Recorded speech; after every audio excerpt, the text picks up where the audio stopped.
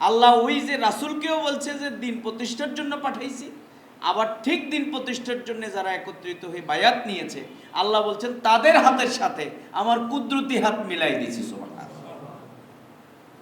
এই জন্য নামাজ রোজা ছাড়ার মধ্য দিয়ে কে মুনাফিক হয়ে গেছে, কেউ কত সাচ্চা ইমানদার হয়েছে, এটা আল্লাহ কোরআনে ঠিক করে নাই, আল্লাহ এটা কোরআনে বলে নাই।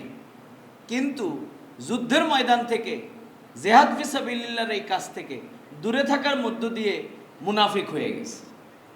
আল্লাহ খেয়াল করে দেখেছে, আব্দুল্লাহ ইবনে উবাই কি নামাজ ছেড়ে দেওয়ার কারণে মুনাফিকের সর্দার হয়েছে?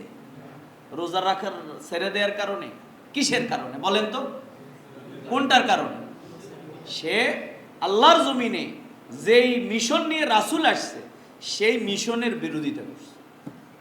তাহলে এই মিশনের বিরোধিতা করার মাধ্যমে আব্দুল্লাহ ইবনে উবাই কি হয়ে গেল? মুনাফিকের সর্দারের লকব, উপাধি পেয়ে গেল। তাহলে বুঝে গেল যে এই কাজের বিরোধিতা করার মাধ্যমে, এই মিশন থেকে দূরে থাকার মাধ্যমে আল্লাহর যে সৃষ্টির যে উদ্দেশ্য, মূলত সেটা থেকেই দূরে থাকা।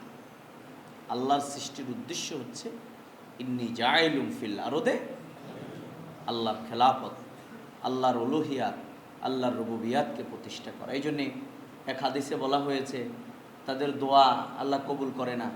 আর হাদিসে আসছে যে একজন আল্লাহর প্রিয় গোলাম, সে একান্ত নিবৃতে ইবাদত করেছে, কিন্তু তাকে বলা হয়েছে যে ওই জনপদকে উল্টিয়ে দাও। ফেরেশতারা বলছে যে এই জনপদের মধ্যে তো এরকম তোমার সবচেয়ে খালেস মুখলেস আল্লাহর প্রিয় গোলাম এখানে আছে। আল্লাহ বলছে না, তারটা আগে উল্টাও। এই জন্য, কারণ সেই দ্বীনে হকের দায়িত্ব পালন